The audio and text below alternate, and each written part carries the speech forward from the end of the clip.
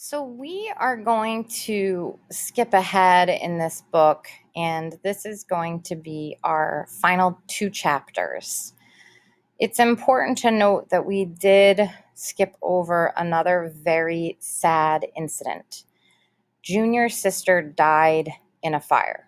So, just when you think he couldn't have had enough tough stuff thrown at him, a party had occurred, and while people were passed out, presumably because they were drunk, right? A hot plate was too close to a curtain.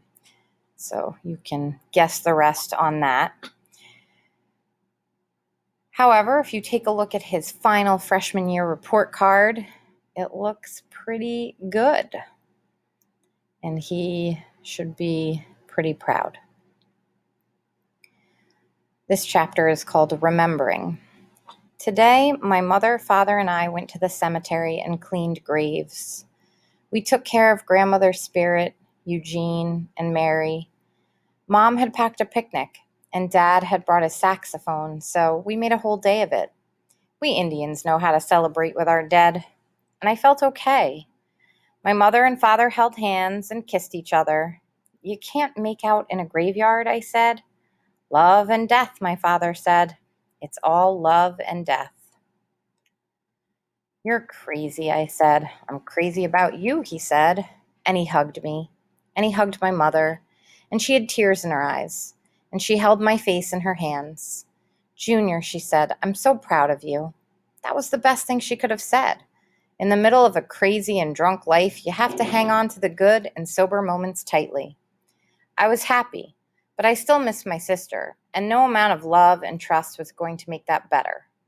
I love her. I will always love her. I mean, she was amazing. It was courageous of her to leave the basement and move to Montana. She went searching for her dreams, and she didn't find them, but she made the attempt. And I was making the attempt too. And maybe it would kill me too, but I knew that staying on the res would have killed me too. It all made me cry for my sister. It made me cry for myself.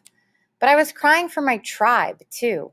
I was crying because I knew 5 or 10 or 15 more Spokanes would die during the next year, and that most of them would die because of booze.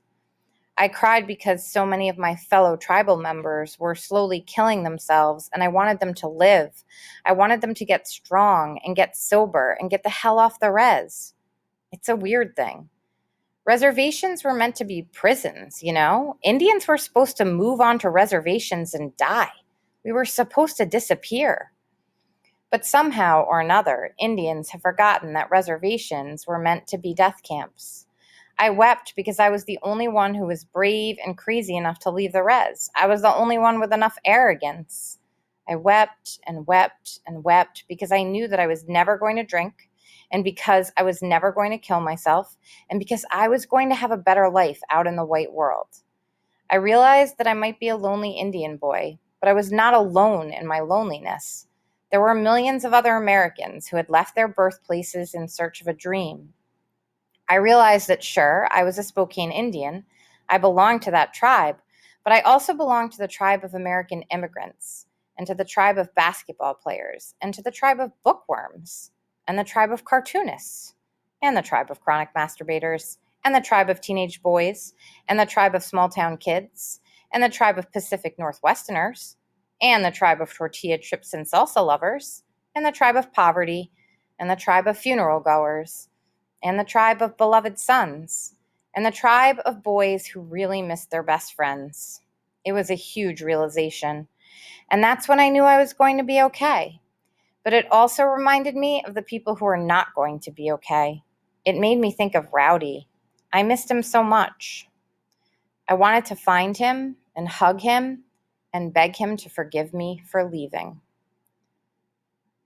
Notice that cartoon says boys can hold hands until they turn 9. Rowdy and me, 3rd grade, jumping into Turtle Lake. Speaking of turtles, the last chapter is called Talking About Turtles. And this chapter starts out as a memory of time spent with Rowdy. And we are going to fast forward to the part of the memory that is about climbing an enormous tree.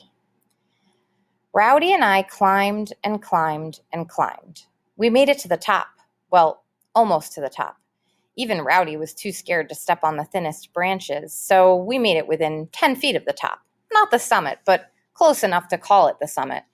We clung tightly to the tree as it swung in the breeze. I was scared, sure, terrified, but it was also fun, you know? We were more than 100 feet in the air. From our vantage point, we could see for miles. We could see from one end of the reservation to the other. We could see our entire world. And our entire world at that moment was green and golden and perfect. Wow, I said. It's pretty, Rowdy said. I've never seen anything so pretty. It was the only time I'd ever heard him talk like that. We stayed in the top of the tree for an hour or two. We didn't want to leave. I thought maybe we'd stay up there and die. I thought maybe 200 years later, scientists would find two boy skeletons stuck in the top of that tree. But Rowdy broke the spell. He farted. A greasy one. A greasy, smelly one that sounded like it was half solid. Geez, I said, I think you just killed the tree. We laughed. And then we climbed down. I don't know if anybody else has ever climbed that tree. I look at it now, years later, and I can't believe we did it. And I can't believe I survived my first year at Reardon. After the last day of school ended, I didn't do much. It was summer. I wasn't supposed to do anything. I mostly sat in my room and read comics.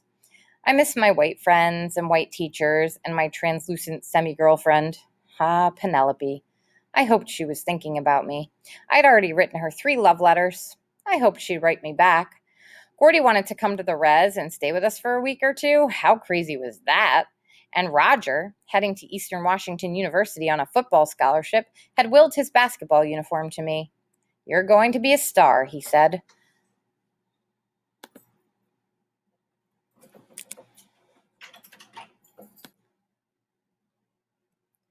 I felt hopeful and silly about the future. And then, yesterday, I was sitting in the living room watching some nature show about honeybees when there was a knock on the door. Come in, I shouted, and Rowdy walked inside. Wow, I said. Yeah, he said. We'd always been such scintillating conversationalists. What are you doing here? I asked. I'm bored, he said. The last time I saw you, you tried to punch me, I said. I missed. I thought you were going to break my nose. I wanted to break your nose. You know, I said, it's probably not the best thing in the world to do, punching a hydro in the skull.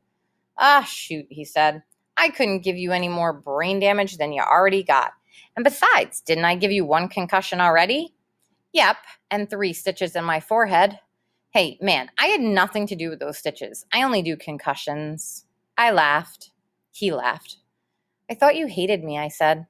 I do, he said, but I'm bored. So what? So you want to maybe shoot some hoops? For a second, I thought about saying no. I thought about telling him to bite my ass. I thought about making him apologize. But I couldn't. He was never going to change. Let's go, I said. We walked over to the courts behind the school. 2 old hoops with chain nets. We just shot lazy jumpers for a few minutes. We didn't talk. Didn't need to talk. We were basketball twins. Of course, Rowdy got hot and hit 15 or 20 in a row, and I rebounded and kept passing the ball to him. Then I got hot, hit 21 in a row, and Rowdy rebounded for me.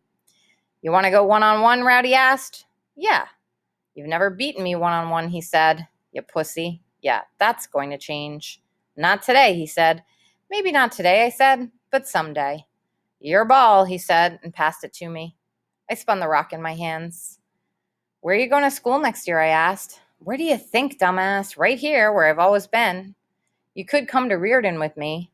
You already asked me that once. Yeah, but I asked you a long time ago, before everything happened, before we knew stuff. So I'm asking you again.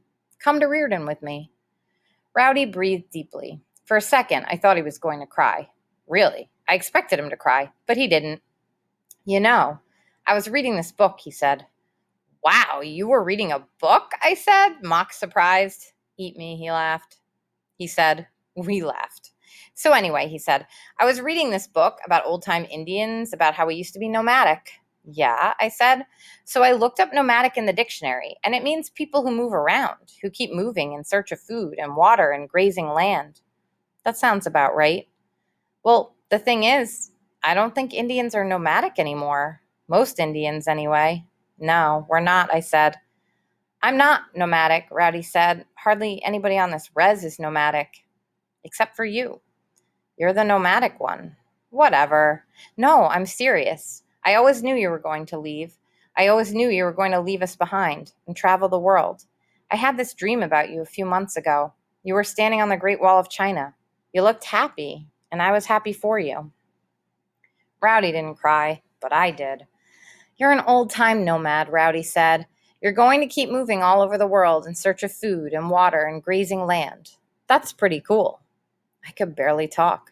Thank you, I said. Yeah, Rowdy said. Just make sure you send me postcards, you asshole. From everywhere, I said. I would always love Rowdy, and I would always miss him. Just as I would always love and miss my grandmother, my big sister, and Eugene. Just as I would always love and miss my reservation and my tribe. I hoped and prayed that they would someday forgive me for leaving them. I hoped and prayed that I would someday forgive myself for leaving them. Oh man, Rowdy said, stop crying. Will we still know each other when we're old men? I asked. Who knows anything? Rowdy asked. Then he threw me the ball. Now quit your blubbering, he said, and play ball. I wiped my tears away, dribbled once, twice, and pulled up for a jumper. Rowdy and I played one-on-one for hours. We played until dark. We played until the streetlights lit up the court. We played until the bats swooped down at our heads. We played until the moon was huge and golden and perfect in the dark sky. We didn't keep score.